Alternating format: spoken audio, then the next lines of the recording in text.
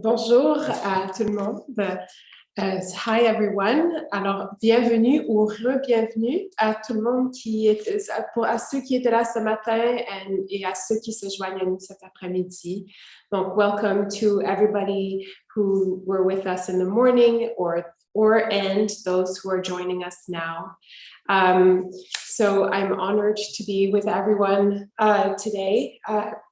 Right now, I'm going to moderate a conversation between Dr. Joana Joachim, Betty Julian, and Deanna Bowen. Donc, je vais modérer cette conversation à l'instant avec Dr. Joana Joachim, Deanna Bowen et Betty Julian. Et cette conversation sera suivie d'une lecture de poésie par Maggie Métellus qui aura lieu donc à 15 heures. Maggie Métellus will close the symposium with a poetry reading at 3 p.m. So before I begin to introduce our guests for the panel discussion, I would like to encourage you throughout the conversation, to ask your questions in the Q&A bar, which is section, which is on the bar below your screen throughout the talk.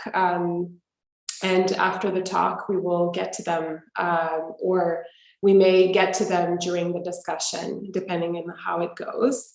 Alors, nous vous encourageons à mettre vos questions dans la barre qui se trouve en dessous de votre écran et où vous voyez Q et R. Alors, posez vos questions au courant de la conversation et nous les poserons soit à la fin de la discussion ou pendant la discussion, dépendamment de comment la conversation se déroule. Donc, without further ado, I'm going to introduce our guests. And for the interest of time, I'm just going to stick to English because this panel will be in English.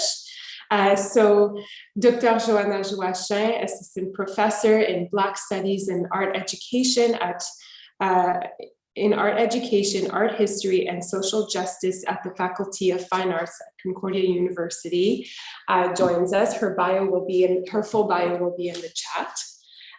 We have Deanna Bowen, who is an artist who makes use of a repertoire of artistic gestures in order to define the Black body and trace its presence and movement in place and time. Deanna lives and works in Montreal, where she is our assistant professor of intersectional feminist and decolonial 2D, 4D image making and co-director of the post-image cluster at Concordia University. And then we also have Betty Julian, who is so Betty Julian resides in Toronto, Ontario, is of Black diaspora and off-reserve citizen of the Indian Brook First Nation in Mi'kmaq, Nova Scotia, on the ancestral and unceded territory of Mi'kmaq Nation. Betty is an independent curator of contemporary art with a specialization in photography, film, and video art forms. I am so delighted to be with you three today in conversation following the beautiful conversation Joanna had with Andrew Fatona this morning. It is an absolute honor. Thank you. And I hope you're all doing well. To begin the conversation, this is very much centered on the exhibition that we have right now, curated by Dr. Joachim, which looks at the context through the 1970s to today of Black Canadian art, Black Canadian contemporary art, and I guess I wanted so we're looking at the 1970s to today, and to begin the conversation, your work has had a great impact on the Canadian contemporary art milieu since the 1990s and 2000s. I believe that's when you two began your practices. You'll tell us a little more, and it's well illustrated within the exhibition documents that are in the Blackity exhibition. And I wonder if you can, Betty and Deanna specifically, discuss this early period in each of your practices. What was it like to work at that time, and how has the Black Canadian art landscape changed through the decades in your experience? And who were some of the early supporters of your practices that you'd like to mention? Hi everyone. I guess I'll start. Of course, I think I'd like to start sort of in reference to what Andrea was speaking of this morning, and also, I guess, my history in the visual arts sector started at a space gallery. And I was the sort of administrative coordinator, acting director in 88 and 89. And it was a sort of an exciting time. I was a bit overwhelmed with all that meant to manage, but also the structure of A Space as an artist-run center is that there were multiple committees that were sort of, it was at that stage also multidisciplinary. So there was spoken word, there was an exhibitions committee, there was electronic arts, and there was a lot of cross-disciplinary engagement by artists. And also there were multiple artists from various Black communities in Toronto engaged in those committees and doing work at many levels. So it was an exciting time. And part of that excitement was about the fact that many of the artists were sort of taking more self-determination, particularly artists in the Black community, to determine what they wanted to do in the contemporary moment of the late 80s and the early 90s. So it was exciting to be a part of that. The big challenge, I think, which is a challenge still in artist-run centers, is to have the resources to support that type of activity. And what does that mean?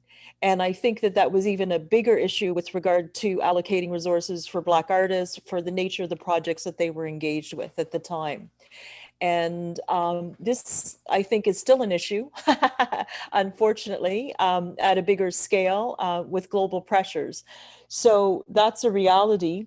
As a curator, that was my first curatorial endeavor, and I was a member of, as my work role, I also took part in a committee of the exhibitions committee and did an exhibition collectively, which was Nationalism's Women in the State.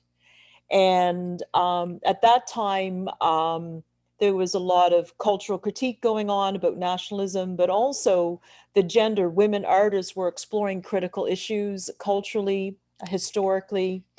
And the four artists, Lanny Medstro, Barbara Launder, Mona Hatoum, and Jamali Hassan, were in that exhibition. And so that's sort of where a lot of the discourse, the sort of trans-cultural position that I take in relation to my curatorial practice, but as a Black Indigenous woman, I think that the shifting and the fluidity of what was happening in the Black communities in relation to artistic production was really, I don't think anything has matched it since. In Toronto, it's different now. It's a different generation, technology and other things impact artists in different ways. So I'm excited to still be talking about this at some level. And the second is that it's also a history that seems to be, I don't know if it's buried, but not spoken of. And one of the big things right then was audience, that artists, writers, filmmakers from varying cultural communities, but particularly from the Black communities, people were pushing in doors and knocking them open and saying, we're here too. We want some of the resources to support our artistic production and creation. And in that created more space. And so it was great to be able to facilitate some of that in my work role, but also wanting to develop more a practice that dealt with art. And critically. And so one of the things that I think was really important at that time was that we were on the verge of the AIDS era. And in the Black communities, there was a large group. A-Space did facilitate at that time, because I was the one who did it, to present work around sexuality, around race, and also to address some of the activism that was happening in the LGBTQ plus communities then, but predominantly was the male gay community that was lobbying and asking for resources to do work and to present work. In that, there was also a group of artists from the Black community who were a part of that. And there was also collaboration and what's the best way to put this? A need to recognize that we are part of a broader community within the arts, and that part of that is creating space, more space, where Black artists, Black curators and arts workers are a part of that broader movement forward in relation to artistic practice. So that was, it was also a devastating time. I'm just going to say, I personally, I lost a lot of friends and people that I knew. That in thinking back on that time, the art community also, particularly in the Black communities, but also within the larger gay community and the broader community, was a loss. There was a lot of loss. People died. And this is something that I feel is constantly overlooked in these histories, is the reality of a real intersectional history that is a part of that. It's not separate. It is a part of the experience of us wholly, as Black folks, as Indigenous folks, as people of color, as people who identify as queer, however you're identifying. And I think this was something that really resonated for me in thinking back and looking at some of the history. But also I moved on from A-Space and worked for the National Film Board. And two people in my life at that time who sort of recruited me was Sylvia Hamilton and Rena Fraticelli, to work on the new initiatives of film, Studio D. And that was for women of color and women of First Nations who were working in film, not necessarily just documentary practice, but predominantly documentary practice, to access the NFB and to broader support their women's production in relation to works that they were doing or producing, not necessarily just in their own communities, but broadly. But specifically, the second year of that, which was that was 1990, the summer of 1990 in Montreal. So that was the summer of crisis, and the Oka. What was happening then is it's so visceral to me, because to be talking and critiquing documentary film and to be presenting a film program in Montreal to Indigenous, Black, and women of color, as we're all having this conversation in this environment where First Nations were challenging, openly colonialism and the nature of that. So it was a very, this is a very sort of important period of my life, because I think it's informed so much of what I do as a curator and as a human being, but also it opened up possibilities for Black women, women of color, Indigenous women, to think about their own positionality in relation to the space they're creating to do work, whether it's making a film or doing a video performance, whatever that was. And I think it was, it's had a profound impact on all the women that participated. I was involved in 1990 and 1991. And then the fight for equipment and opportunities to actually produce and to get support for production in film. So those are sort of some of the initial things. And also to have that kind of support is important.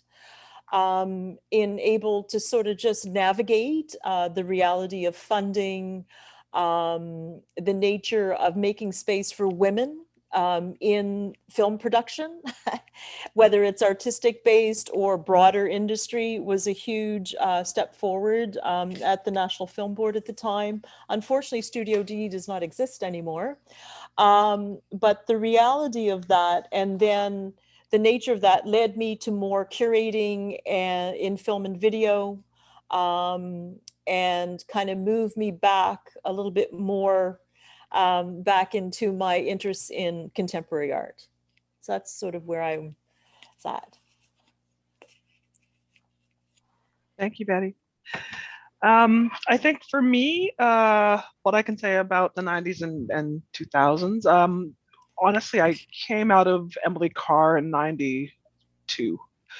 And my grandparents died in 93. And I came to Toronto in 94. And so in a weird kind of way, what I understand of the Vancouver artist-run culture was a blip of a minute of having a single show at the Helen Pit with Dana Claxton as curator, and then getting the hell out of Dodge and moving to Toronto sight unseen, and then kind of landing straight into Toronto's artist-run culture. Not necessarily on purpose, but just for the fact that it was like the only thing I knew how to do. And what I really was gunning for was a job in an artist, in a gallery space. But just by nature of how things happened, I landed in a job as the communications coordinator at LIFT, which is the Liaison of Independent Filmmakers of Toronto. And what I can say about that time is it was in the aftermath of, not quite the aftermath, but it was I arrived at LIFT at the times in which Canbaya was in its final stages, so to speak. And at another time when Clement Virgo and a whole number of other filmmakers were making their first feature films, right? And so all of these things were happening in this space. Cameron Bailey was a local film critic at for Now magazine. So it was a very kind of small community of people. I wouldn't say they were necessarily organized together, but there was an awareness amongst ourselves and an awareness of how we were situated within artist-run culture. Black cinema, Black filmmaking in Toronto at that time, and I would say even to this day, is still very much mired by the realities of the extraordinary whiteness of media arts in Canada, and particularly in Toronto. And by nature of the work that I was producing in that time frame, working through grief and trauma and not having the language to articulate what those things were, honestly, just literally, landing in Toronto in the first feelings of grief, right? And trying to make art about that in a community that, I'll be very honest, was very predatory as it related to Blackness and representation. I would say that continues to be the case up until this day. And so, again, I wouldn't have had the language to articulate it as I am now, but I had a very clear sense that my stories were not safe in that culture. And because my family story is as dark as it was, what it did for me artistically is it obliged me to figure out a way to talk about Blackness without using any of the markers that these white filmmakers were looking for. And that's not inherently like it was like they want this, so therefore I don't do this, but it was a very considered decision to protect my family from a deeply problematic, voyeuristic, consumptive kind of a gaze. Yeah. The uptick of that is I've developed a whole kind of other conceptual practice and a way of articulating Blackness that stepped away from the basic representational concerns of Black people, Black makers make Black films, And so while that, I think, and that period was like a super important thing for me, it was painful as hell. It set my practice back easily by a good decade. I'm not even going to lie about those things, for the facts that I wasn't talking about my Blackness in the ways that this predominantly white community was expecting. And the structures were not set up for anything other than white people using Black people. for their grant applications, for, it took me years to figure out in my time at Lyft that I was hired really to be the face of the organization. And it took me years to figure out, why is my desk being situated at the front door all the time, right? And I was never allowed to do anything that was related to tech, and I wasn't really ever critically regarded in any particular way as a filmmaker in that space. But there was a very earnest effort to keep me at the front of in the front of the office, so that the first person you met was me. And it took a lot of time to figure out how to get around that and to make arguments for my technical ability. And I will thank my colleagues, Lisa Hayes, Roberto Rigonello, Christina Battle, Jessa, oh gosh, I forgot Jessa's bad last name, I'm horrible. But I will say that through our own advocacy, we insisted that there be other racialized people that were brought into the organization. And that's how Christina was brought into the organization. And from there, the having 2 Black people in a room changed the dynamic significantly. And and so that is my foundational years as an administrator, an artist-run cultural worker. Getting onto grant juries was an eye-opener for me, and if it weren't for Lisa Warla at the Ontario Arts Council, I probably would never have got the insight that I have around how to acquire funding. And that too had its own, this is no disregard to Lisa, but that too had its own kind of predatory kind of a sensibility to it, because there were so few people in film video that were Black that were able to speak to what was going on. So we were Christina and myself found ourselves kind of consistently being tagged for jury work. Not a bad thing inherently, and I think that we did a really good job of tagging a lot of important makers that were not being seen.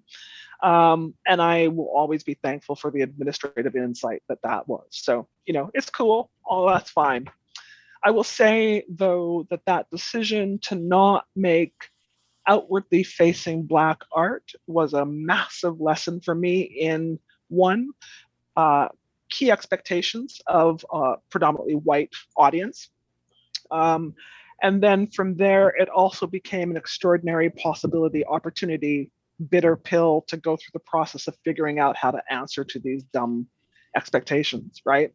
And so out of that, I would say it was the beginning of my kind of conceptual practice of figuring out how to get around ignorant white cultural workers. Yeah? So I'll say that was kind of the biggest parts of it. And honestly, to everybody's credit, I was a hot mess of baby dyke, full-on grief, and barely a political understanding of who I was as a person, right?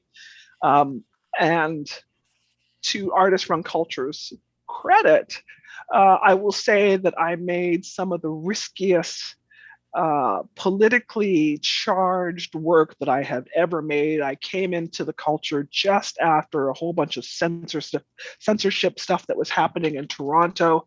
And by nature of that advocacy, I was able to come in and produce some super provocative, racially charged, sexually charged political work.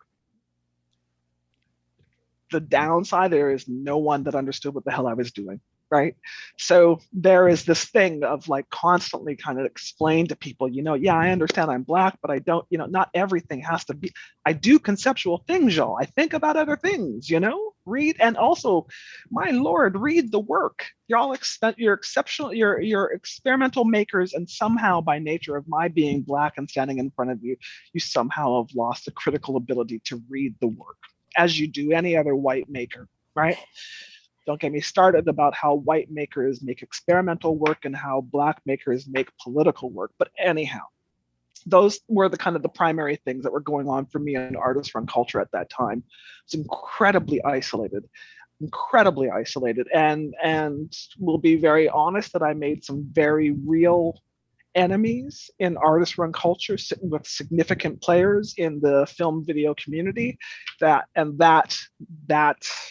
disconnect, or let me rephrase that, my unwillingness to be co-opted impacted my career in Toronto for 15 years. And I say that earnestly, and I think the blessing of not being in Toronto any longer and having the opportunity of distance and hindsight, it just was an extraordinarily painful, horrible, again, predatory seems to be the ongoing kind of word for what that climate, what that culture, what that climate was like. And I regret to say that it was predominantly white feminist organizations or white feminist-led organizations that created most of my hardship. So I think it's important to say those things because in many regards, many of those people that were in positions of very different positions of power 15 years ago, 20 years ago, are now kind of representing themselves in a kind of different kind of way as a new kind of evolved ally. And I think it's important to name this because it ain't necessarily always true, right? And I think it's also very important to say, on my behalf anyhow, that the gatekeepers that I pushed against were all white feminist women in the cultural sector. Never even got to the place of getting to the white men that were messing over other people. You know what I'm saying? That was like what I graduated to over the course of my career. So I had mentioned in the early session before we opened that I'm feeling a little cranky about artist-run culture. So I did tell y'all that this was going to happen. But I also need to say, again, by nature of producing a book about, media arts practices that are outside of the white framework, I mean, there is not another anthology of work about critical work by media artists that are racialized in Canada.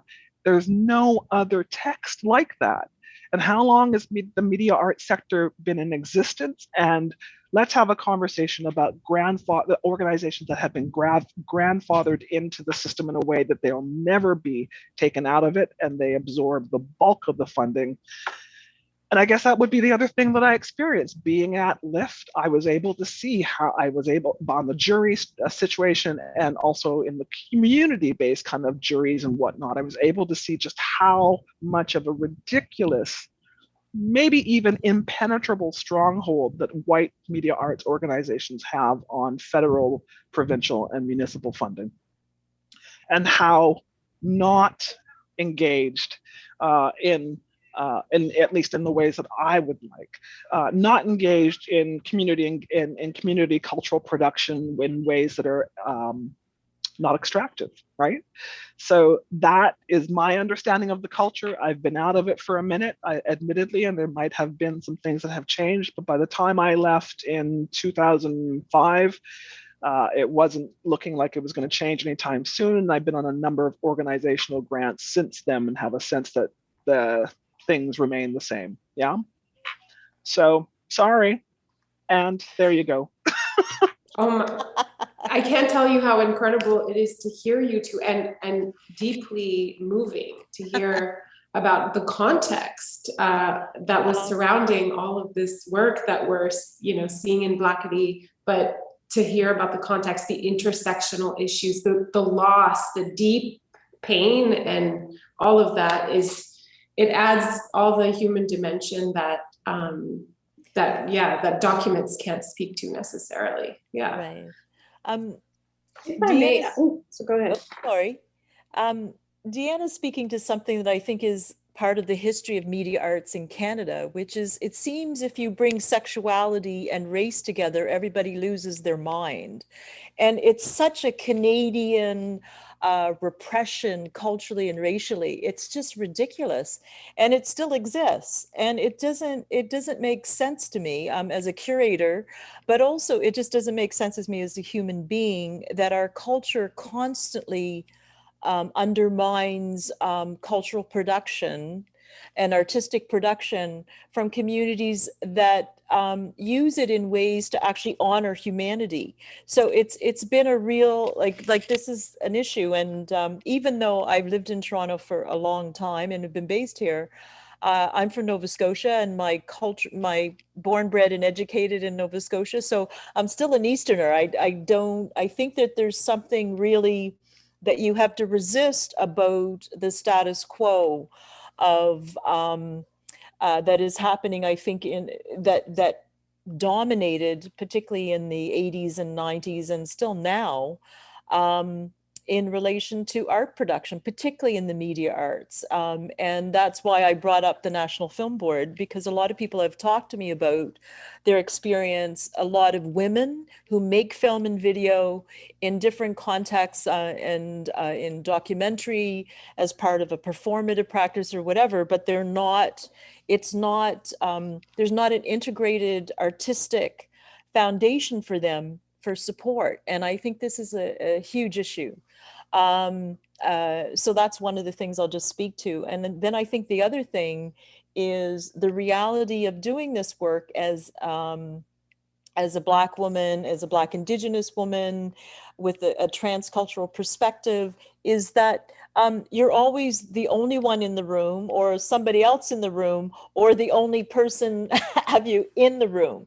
So the pressure that puts you under, and I've been in that position, I think, from the very beginning, even in the 80s when I represented Toronto at the ANPAC meeting in Winnipeg. And the only thing I could think about is where's the TV so I can watch the basketball game, so I can watch the Pistons.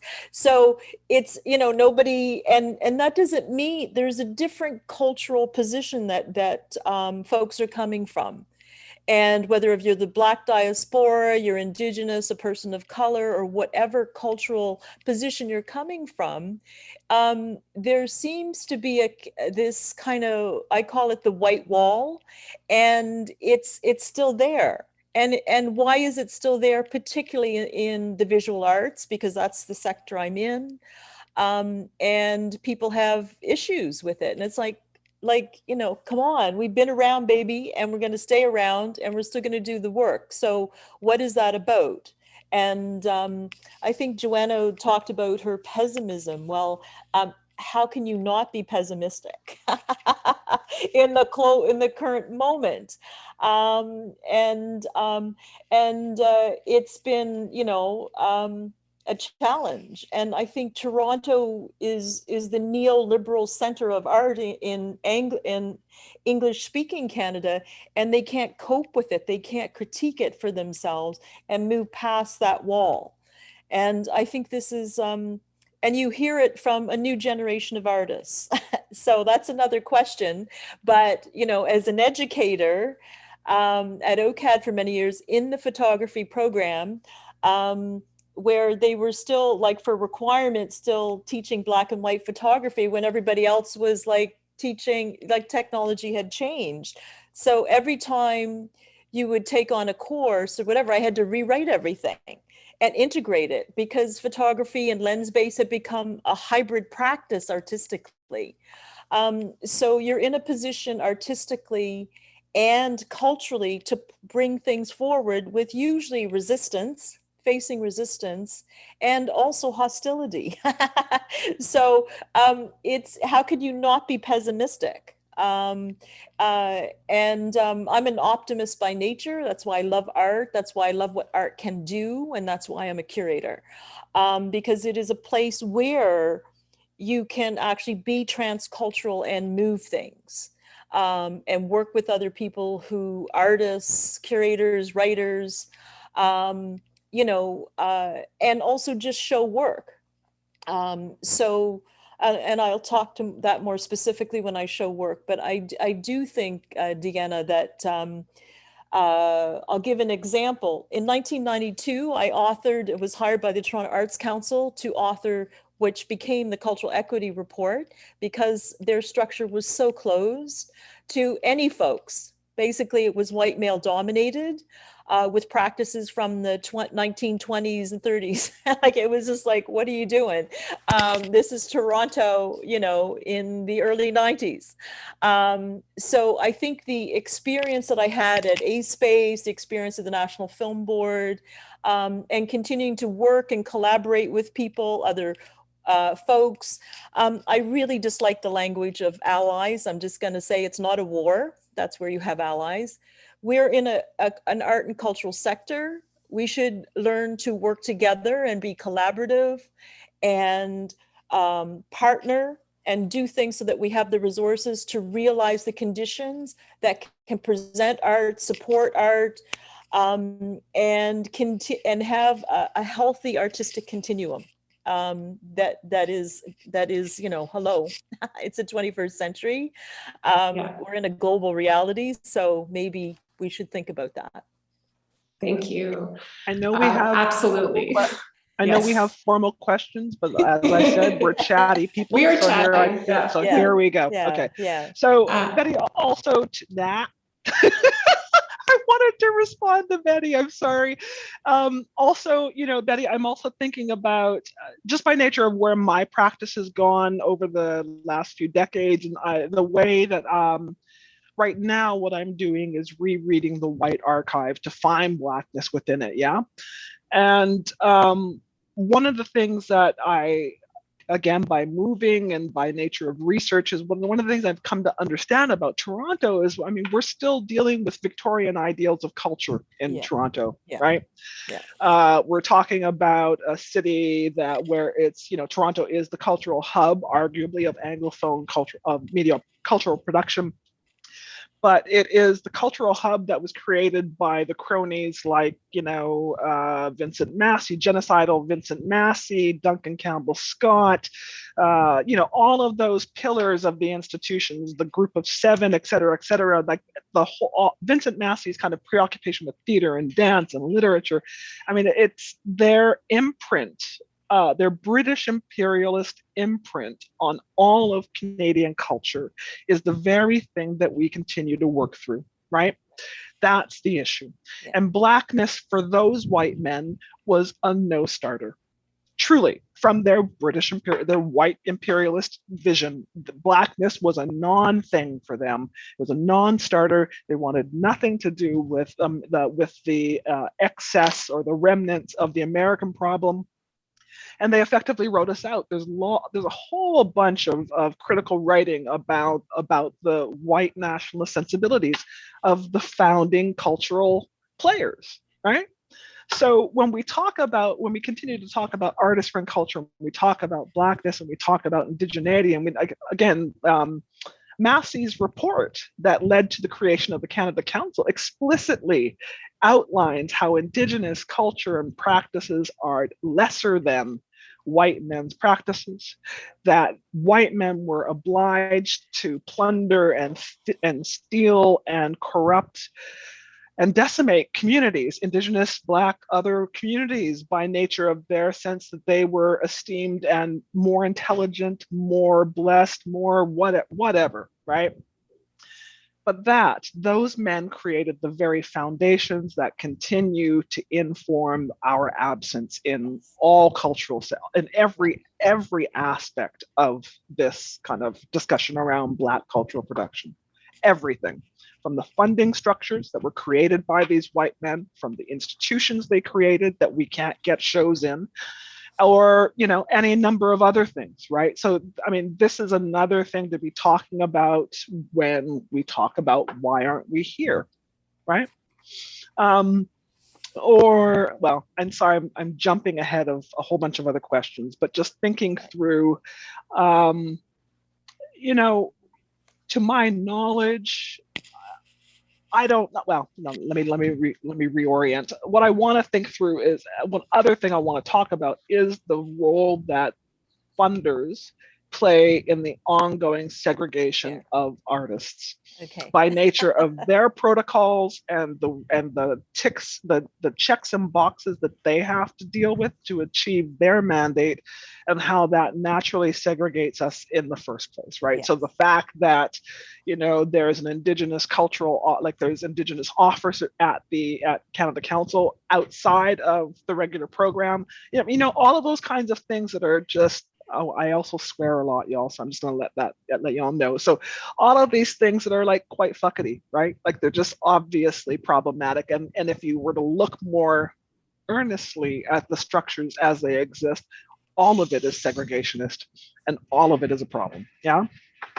So the work that Andrea and Betty and all of us are trying to speak to, all of this is coming out of this kind of a unspoken,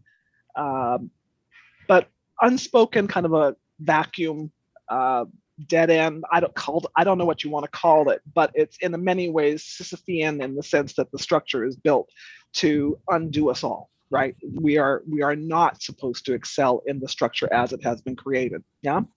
So I think that those are important things. So I guess it's like another discussion about a kind of Canadian oppression that informs the stuff that we're trying to do, speak to historically or institutionally or culturally, right?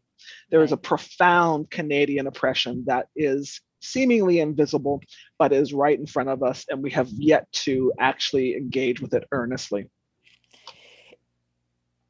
Can I Right just on. chime in?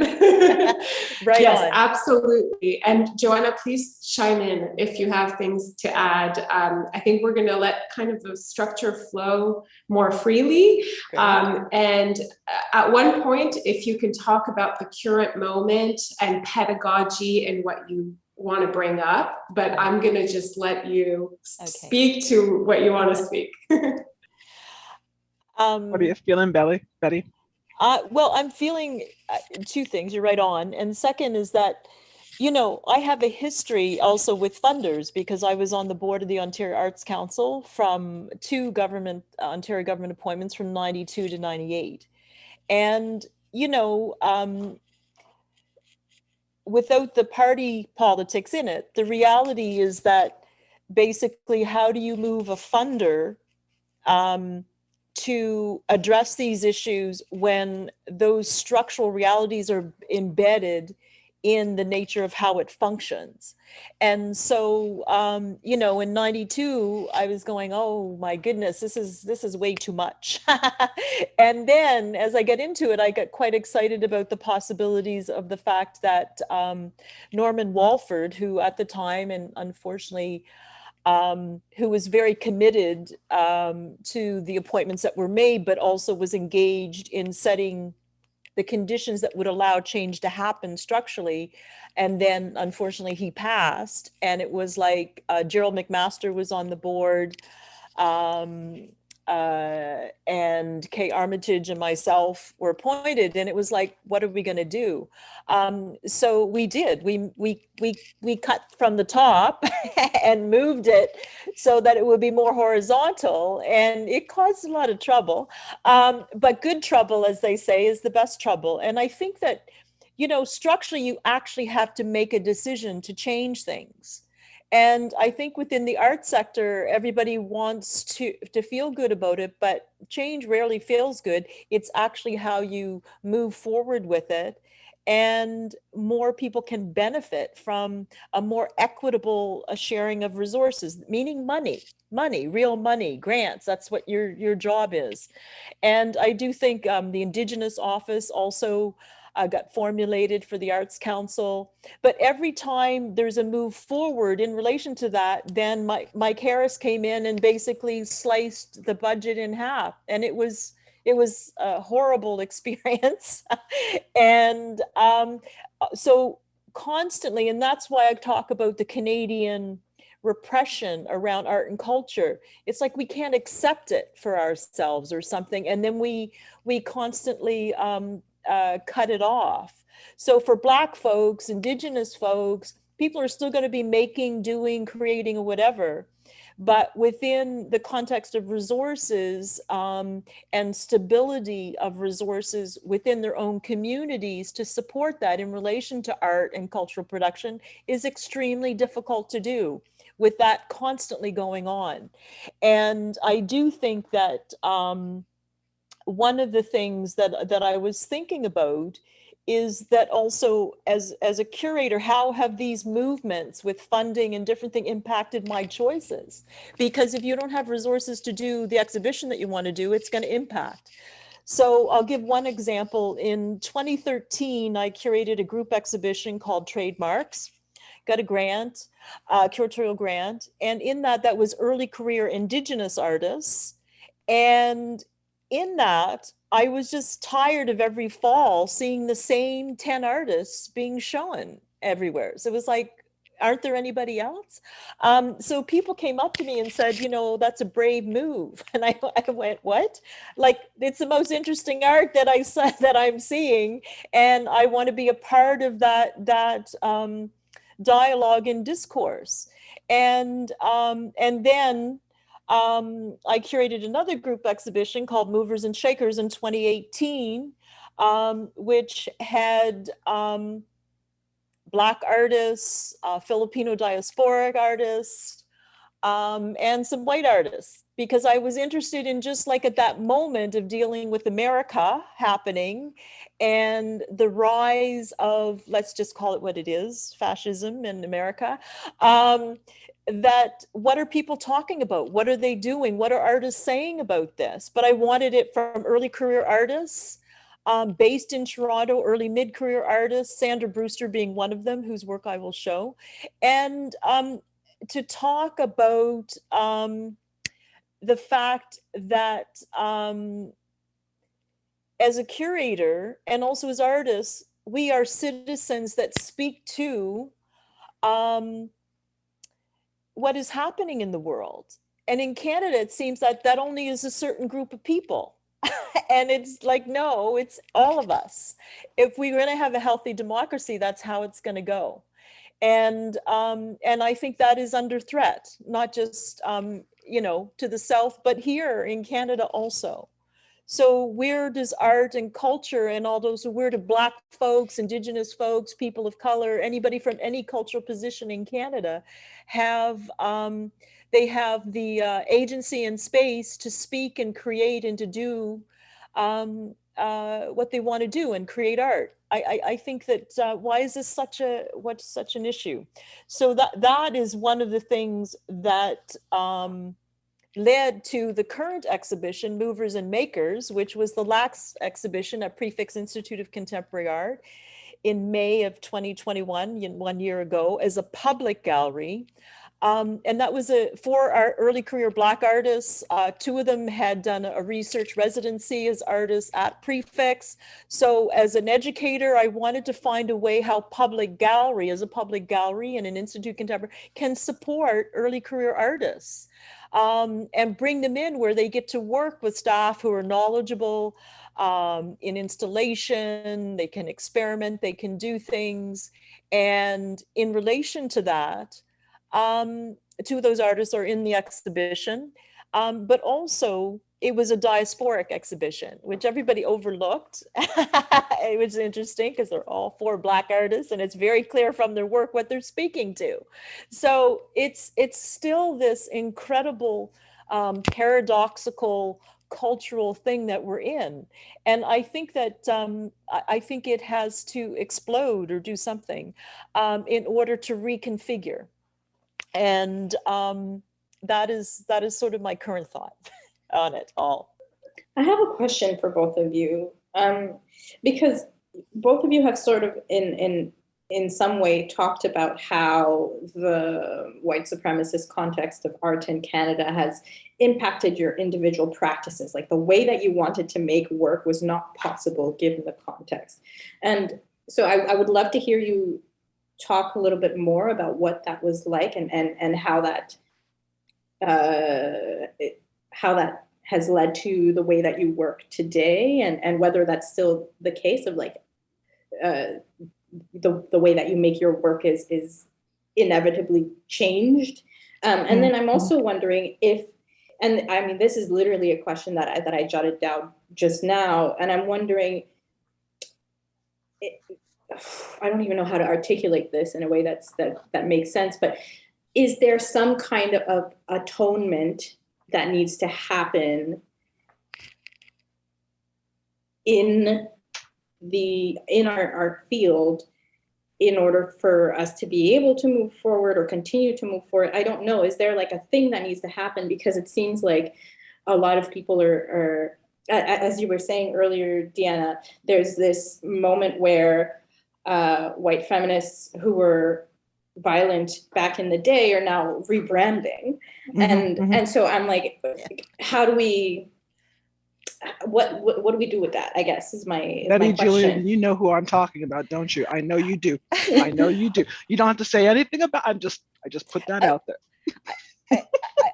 Joanna, can I say 2 things to answer your question? We are in an era of branding. We are in an era where the arts have become more corporatized, and also with the educational institutions, which I would like to get to the pedagogical conversation, because I do think that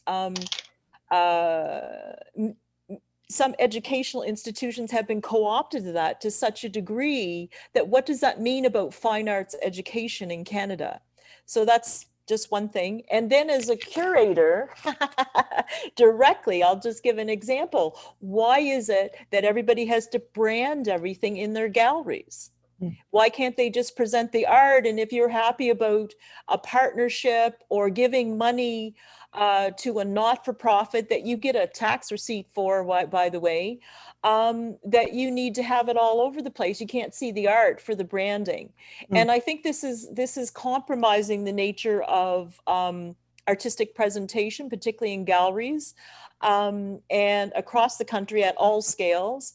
And what does that mean for the artists? Like, everybody wants to have currency from the artistic, but yet can't see it for the branding or whatever is the marketing or whatever is happening.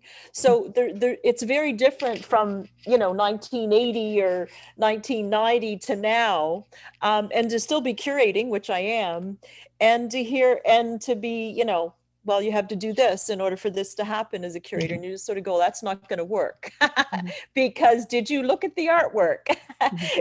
So it's a really simple, it's a very simple thing, but we are devaluing art, I feel, particularly the visual arts and media art in specifically, which I think the still and moving image has so much power, particularly as Black folks are creating, Indigenous folks are creating from cultural positions in a new generational vision that is exciting to see. Like, it's just it was exciting to see people respond, even though with COVID, movers and makers, when people did come into the gallery, there was experiential sense that the artist had achieved and spoke to the the Caribbean diasporic reality that they were presenting in their work. So, wow, that's fantastic. But I don't want it branded so that people can't come in and have that one-on-one experience with the artworks. And I think this is an issue in curating, I hear everywheres. So what does that mean even at a very small marginal level in a public gallery in Canada, in downtown Toronto? So that would be my response to that. I have lots of things to offer to this. I just, by nature of talking about the notion of branding,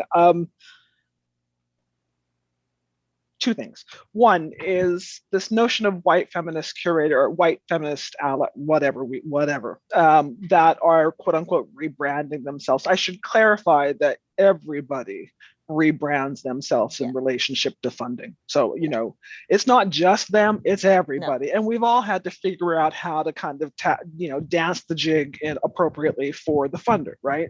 Myself included. I will say that readily, that I have had to think through how I want to present myself as an artist. But then actually right now, I will be very serious. I'm earnestly thinking about a brand as I try, and I'm not really, but kind of conscious about my kind of entering into a different stage in my career and being obliged to produce a particular type of work. I'm going to share a screen for you to talk about what I think about the current moment. So this is kind of like a sneak peek of what I think is happening in Canada. So I'm not sure if anybody is aware of the Leading Women series that's at the National Gallery. Geneviève Cadio at Concordia is currently the work that is installed there. And I am the second. And I am happy to show you all the composition that has just been presented to the board. And it is a work that chronicles my family's history, as it always does, from first documentation of my great grandfather's birth in Africa to the year of 1943, which is the year of my mother's birth. In between all of this is a story about the migration, but there's something super interesting from an institutional perspective that I just wanted to flag. One is that I've been having this kind of funny conversation with Jonathan Shaughnessy, who has now been, I don't know, his job has changed to be the kind of outward facing curator of the institution. And Jonathan reached out to me to do this project, which took, probably easy 6 years of see him at a conference or at a dinner party or over cocktails, and he would say, we should do something together. So 5 years of waiting in that sense to this political moment, and being tapped to do this work was just, it was hell freezing over. Quite honestly, getting the invitation was the equivalent of hell freezing over for me, that the National Gallery would actually finally see me. I've been largely invisible to them for the full scope of my career. And I've always kind of written it off to the fact that my work is expressly political about Blackness in Canada. And that's another conversation about the kind of work that the National Gallery was collecting before this current political turn. And what they're willing to collect now. So there's that piece. The second conversation about white men and institutions. So what I did with this particular piece is actually drape my family's story, or better yet, to drape the founding story of the National Gallery alongside my family's evolution to 1943. So that's basically just giving you the beginning of white Canadian cultural production, the British imperialist kind of foundational art network that ultimately leads us to the Group of Seven and all those clowns, right? So I've done other works that have done the job to illustrate the white supremacy of, the key figures within the Group of Seven. But what this does is, again, really emphasizes that connection to Victoriana and where we are culturally, and that the National Gallery is only now able to start talking about its founding story and looking at it critically. What this work is doing, again, is going through white archives. These are images that are culled from the National Gallery, Library Archives, Ontario, the Archives Ontario, et cetera, et cetera.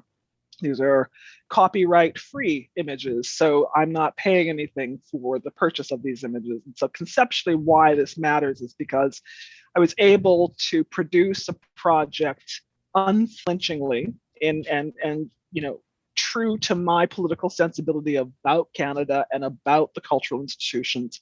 I was able to do that. And so if I were to, I think that it is a significant moment in the Canadian cultural world that I was commissioned to produce the work, and that I had no red flags over the direction I took. I'm not telling you that there was an internal ambition to debunk the Group of Seven, but the work does it.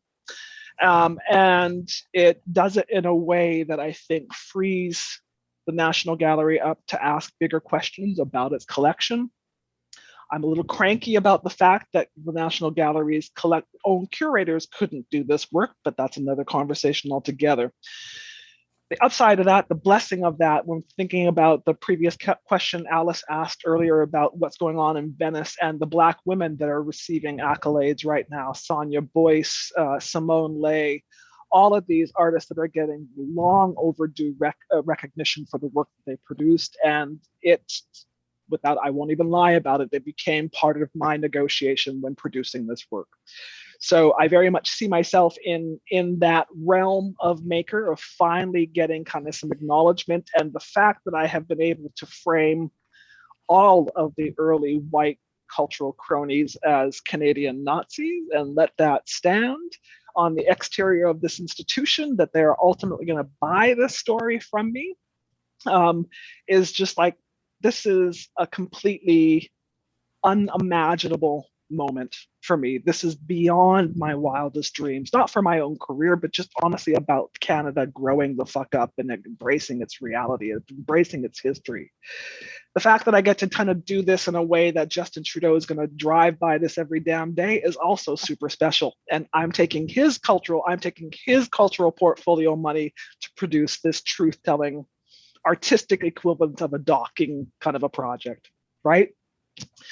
What I've negotiated also with Jonathan, who, by the way, is a direct descendant of one of the founding directors for the CPR Railway, who were also members of the board of directors of the original National Gallery board of directors. So this gentleman, the person I am working with to produce this show, is quite literally a descendant of all of the privilege and excess and all of those things that came with the cultural founders. And this is a person that has allowed me to actually kind of name it in a way. So I don't know if anybody else is aware of all of these kind of things like the Shaughnessy Village here in Montreal or the Shaughnessy neighborhood in Vancouver. Jonathan Shaughnessy is kin to that. He is of that world. And the fact that I've been able to kind of call him out about that, and then also speak to the fact that all of these places that have the Shaughnessy moniker are also deeply white supremacist neighborhoods, right? I grew up around Shaughnessy and was terrified of that place, never went there after dark, you know, and had a internal family understanding that it was a sundown community, right, in Vancouver. So the fact that I'm working with Jonathan to undo this is super important, and it's done so in a very earnest way that is not flashy. If I didn't tell you, you wouldn't know. Right. And that, I think, is how it should be done. And I'm not going to kind of start throwing figures around to be all big and whatever about my career, but I will say that for the first time in my life, that I have been paid what I am worth from an institution. And that is profound. So, you know, having said that, the proposal went forward in front of the board at the same time that Simone Leigh was given her award at Venice. And I'm not going to say that that didn't inform their decision to do what they did with me. Canada is the National Gallery in particular, is very aware of its public-facing kind of reputation. Sasha Suda is also very earnestly trying to revamp the institution, to the good or the bad. I don't know the woman except to say that this is the first time that I've ever been able to kind of engage in this way. Sasha is one of the first directors who's not part of an entire lineage of passed down directors from one to the other. So it's this freak moment where somebody inside the network, because Sasha does come from the AGO, but somebody from outside of the Ottawa network was brought into an institution and it has endured being literally frozen out for a year when she first started the position, and has been able to find other supporters that have got around the crony network that was determining the staid racist collection practices prior to. Some of this is timing, quite literally. Some of this is a reckoning with the political realities of the world around us. I'm super psyched to be able to kind of, I don't know if, again, hell froze over, but the fact that I can have Nazi imagery in the town that continues to be locked down by white nationalist truckers is a significant thing. And it's probably the first time I can think of where the National Gallery has actually started to engage in real time with what's happening in the world. I'll leave it there. Wow, thank you. If anyone in the audience has questions, now would be a good time to start putting them in the Q&A section of the bar underneath your screen. We could talk about pedagogy a little. I think, Betty, you wanted to get back to that. We have about 20 minutes left 20 total minutes, okay, before this ends. Yeah. Okay. I just think that the question was really that Joanna had put, it made me reflect upon many things, I think, in relation to my role as a curator, but also just as an art educator. To me, they're so intertwined because either formally or informally, the role is to educate, inform, contextualize, critique, and explore, and then actually do something like present work, artworks. And so I just wanted to say, when I was at Prefix, and I was never an employee of Prefix, I've always been an independent curator, but I had an engagement long-term because I knew I could realize my projects there. And I had support. We had an international curatorial council. So everybody, it was incredibly rewarding and enriching to be in that critical dialogue about art. And that's what I felt I needed for my growth as a curator. But one of the expressions that I came up with, and I see this about education, but maybe also just about art, that small is beautiful. And I used to say this a lot because everybody would see all these things and they never seem to be grounded anywhere, particularly culturally. Or, for example, my choice as a curator, the image, and I didn't get to talk about it too much, but Lorna Simpson, you know, I've curated artists who are exhibiting, Black women who are exhibiting internationally. But there's a reason for those particular type of works. And it was partly to educate in a broad sense. So 31, which was 31 flat screen TVs, was about a Black woman's life, about her existence over a period of a day. And a lot of people, you know, the work was shown in Documenta in 2002. In conversations with the artists and the artist gallery, is that, well, it wasn't installed very well. Could you guys do it? And of course, being ridiculous as I am, I said, sure, we can do it. And we figured it out technically. We did all of that. But what was really interesting is that there are Black artists outside of Canada that influence us. And influence Black artists here, Black writers, whatever, and they're never shown by the larger institutions except in very small, marginalized ways. And so that has been something I want to educate people about art, and I want artists to see the works, and we should be able to see them in Toronto, in Canada. And have a more fluid conversation that supports artists in relation to their creation, particularly Black artists.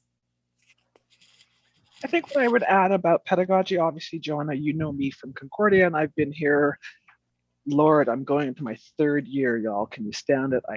Who knew? Anyhow, but you know, I've long taken my art practice has always had a pedagogical kind of preoccupation, and has also been interventionist in the sense that, you know, anything that I'm making, the ambition is to, by nature of the institution, the art gallery's own archives, that the work, my presence, and the work has been documented at its most basic level within the institution that has shown the work, and perhaps in a better situation, it would be, you know, kept more broadly, say, by example, at Artexte, right?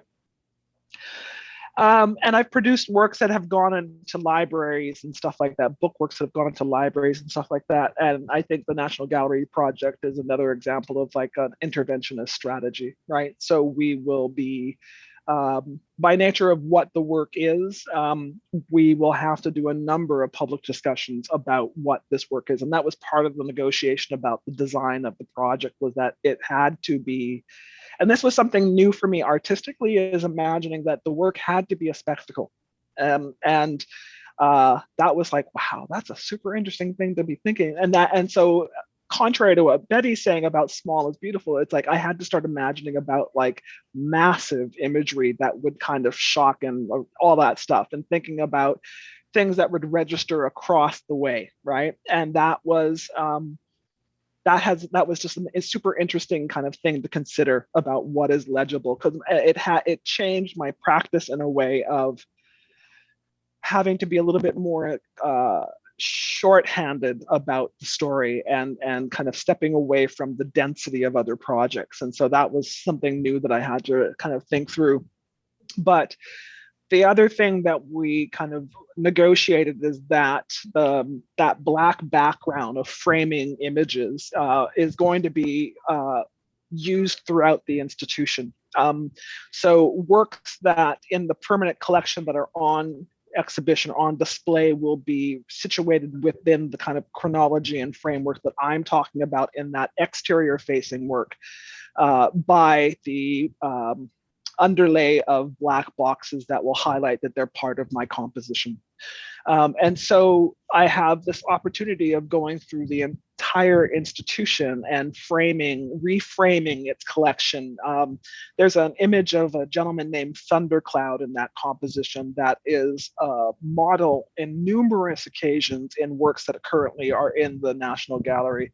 This guy wasn't Native at all. He was a white boy that was posing as a model, but that guy is, framed as Aboriginal or indigenous representation by white makers, right? It's all inherently a falsehood, right? So again, in this moment, with all of the changes that have happened, there is an opportunity for me to engage with the institution in a way that opens it up to pedagogical critique. As co-director of the research culture here, or of the post-image research cluster, I'm trying to kind of create a relationship with the National Gallery to do university level kind of mini seminars or kind of partnerships with students so that they can think more critically about curation and the ways in which images and collections are compiled. I practice as a teacher here at Concordia is all about unearthing Blackness in the archive, or unearthing difference at its most basic level in the archive. And I had the opportunity to teach a course on whiteness this time and this semester. And that was the most profound, seemingly backwards way to get at Black ideology. And I really enjoyed that, and that was a lot of fun to do that. But at the end of the day, all of the work is intended to disseminate information that has been previously hidden, lost, purpose, whatever, concealed, whatever it is, in an artistic way and in the most free context possible. And now with the National Gallery and then with the Scotiabank Prize, there are now volumes, publications that will come out to document these works, and then also video presentations and interviews and all those kind of things. But those two will do the job of kind of continuing to disseminate the information that people don't have. Yeah. One thing that came up, and it was mentioned really early in the conversation, and maybe I just imagined this, but there was something that alluded to the notion of the labeling of the archive and how it's all wrong, which is true. But I talk about this reality as it relates to Black Drones in the Hive, which will be the Scotiabank show that's coming up in the fall. And I talked about how in an effort to find Blackness in Southern Ontario, home of Vincent Massey, Lauren Harris, all the G7 members really come from this neck of the woods, but Southern Ontario, and trying to find Blackness in the archive was a super interesting thing, because the Brits, as they are inclined to imagine themselves as being kind of elevated, and never use the words that we normally assume that we would have to use to find Blackness in the archive. And what do I mean by that? There's not a lot of nigger in a Canadian archive.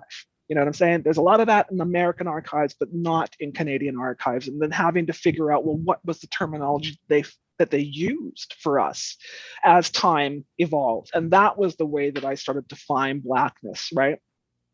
There's something kind of interesting. I still haven't come to terms with this, with the conversation about revising labels or any of that stuff. I'm not quite sure how I feel about that, in so much as it erases the original sin, so to speak.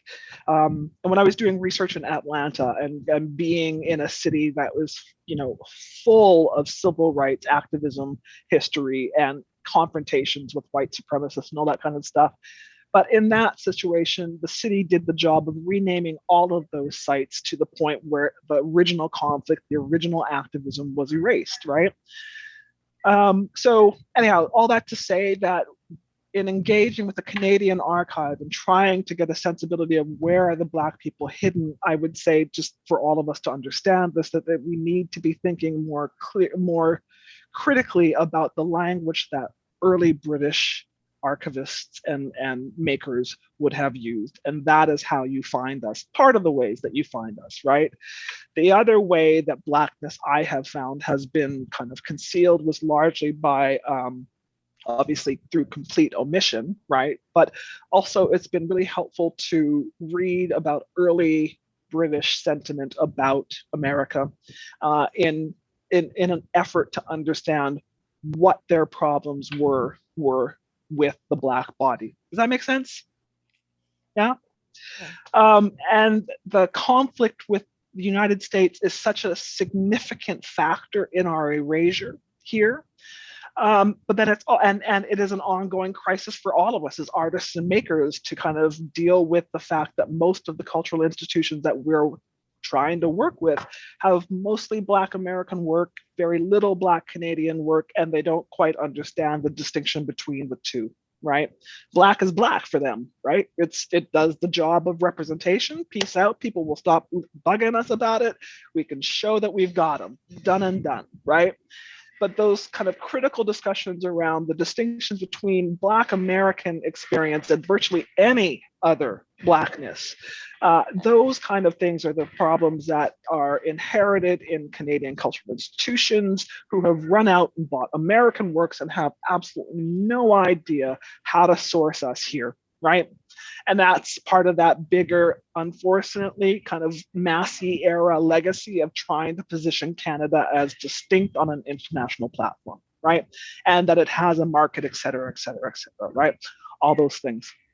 So the work that I'm trying to do is to reveal that stuff, to use those white men's works against them, to devalue their archives because they really are highly edited versions of themselves that were meant to disseminate and pedagogically disseminate particular ideologies. So I definitely work in that with that same understanding that if they can leave behind a highly selective archive, I can do the same thing that does this job of completely undoing their lie. Yeah. And then perhaps the biggest kind of lie is that, Canada as haven kind of drama, that whole narrative. And I know I sound like I'm conspiratorial and all that business, which I am, but I want to highlight the fact that really another way, what I've come to at this stage of the game with my practice is an understanding that the way that we need to be thinking about Canada is that it is a perfect deconstructed fascist site. Does that make sense to you? Because it has none of the external markings, but all of the internal markings. And when you go back and you look at the ideologies of the prime ministers that set up the first, up until 1960, these are some racist motherfuckers that love them some Hitler, right? So we need to kind of really seriously come to terms with that as it relates to the nature of the archive and the nature of social, political kind of realities of Canadian cultural existence. Yeah? Okay, that's my platform. I'm done with that. So anyhow, that's what my jam is about letting people know that it's the most profound, the Canadian national narrative is the most profound gaslighting experiment ever. It is amazing for the ways that it just kind of denies its everything. Yeah. Just by saying, no, it isn't. Well, here's the Lauren Harris painting. See, we're not like that, right? You know what I'm saying? It's like, yeah. Anyhow, so I'm hoping that this is a political moment with Stan Douglas at Venice. I got some issues with that, but I'm gonna let it go. But with Stan Douglas in Venice and with my work being at the National, I'm hoping that this is a genuine moment and not a blip. Thank you. I think that the board of directors that are on the National are earnest in their efforts to shake things up, and I'm very glad about that. I'm overwhelmed by the potential of this project that I'm doing being kind of the thing that undoes it all. I'm excited about it. I'm also like, I probably won't get out from under my bed for probably a good 6 months for just the profundity of it all. It's intense, right? We all imagine as Black makers, cultural activists, we all imagine going out there and changing the system, right? And all of our deeply utopic and visionary kind of ways, and to actually, what is happening for me and for this particular work and for what it does is just so beyond. And I will say I'm not entirely prepared for what will come. But I have a sense that if I'm not prepared for it, the National Gallery and Scotiabank have paid a lot of money to do something with this moment, and they will do something. Mm-hmm. And then we just have to figure out how to take advantage of that. Thank you. Joanna, we haven't had any questions coming in. We have probably time for one, but in the meantime, Joanna, do you want to speak about your experience this year starting to teach, what it means to you around these questions? Well, I was actually going to refer back to Betty, actually. I'm more than happy to kind of be— Go for it. In the background, because I really do want, Betty, I want you to be able to speak to the images specifically. Yes, and so I if think, we have time, And I think it speaks to some of the themes and ideas and artistic creation that Deanna's speaking to. So, so the first image is by Aaron Jones. It's a collage, standing in the stilted doorway. Is one of the images in Movers and Makers exhibition. And I'll just say this, is that collage for me came alive when I saw Aaron Jones' work, because I've always had this incredibly ambivalent relationship. And soon as he was dealing with Black masculinity, sport, history, the body, everything sort of embodied in the collage as a form came alive for me. So that's one of the excitements of curating. And also, when you say about cross-generational, if you're teaching, it's always cross-generational, because you're teaching to people who are not of your generation mostly. So that's what's exciting about it. This is Porcelain Ponies by Denisha Nugent-Pelage. These are large-scale color photographs. This is a very photographic show. I really wanted the artist to bring new work and really experiment, which she is. So all the works by the four artists are selections from works that are ongoing. And it's an exciting way, I think, for an early career artist to be working. And also Denisha's work is so full of the color, the tropical. People would come in and look at the work and go, oh, I'm at home. And those are mostly people from the Caribbean. So the color, her use of color was culturally precise and spoke. And that was exciting to see. The next image is great. This is Renee Green, and I did want to speak about both Lorna Simpson and Renee Green are artists that I followed since their early practices, and as a curator really wanted to work with them. They both identify as African American, they're Black women, but they are dealing with feminism. Renee specifically, this was sort of like a mini retrospective, not how it was supposed to go, but these are the space poems, and they were the next image will show, the surround gallery at Prefix, and her use of language and her play with language and materiality. Also, as a curator, when you're working with artists, Black artists, Indigenous, whoever artists, I wanted them, mostly almost every project has something published or produced that is new. And she produced a poster that was in Prefix Photo Magazine, and also we sold the posters from it. So there has to be something for me tangible, where artists can produce something new, or the opportunity to collaborate with the magazine in this case to produce something, and that was something that people could have from the exhibition. This is 31. This is by Lorna Simpson. It's the artwork that I described earlier. I'm very interested, and it's my psychoanalytic training and the notion of being human in the world. I really wanted to curate a work that was about a Black female existence in a particular way using media art. This is a brilliant synchronized 31 screens. And it shows the evolution of a Black woman's day and how she lives her work. We don't get to see our day, we live our day. So the artist is playing with all these cinematic notions in really interesting ways through this work. So moving from early career artists to established artists and working that way as a curator, I think is informed a lot from my teaching, actually. that it's about the fact that as a curator, how do I evolve? How do I evolve? I can talk to you about process and how your work's going to evolve conceptually, aesthetically, theoretically, and how it may best be disseminated and installed and all that. But what am I doing as a curator to contribute to broadening that conversation, to make it more expansive about the Black subject and about humanity? This is Sandra Brewster and Ezra Montesur. Both of them have exhibitions in Toronto right now. Do you have the single image? That's an installation shot. Sandra's work is We Gather, which was a stop motion video using a drawing to talk about gathering. And in 2018, with the American election and everything going on in the world, everybody was, I felt, being pulled apart.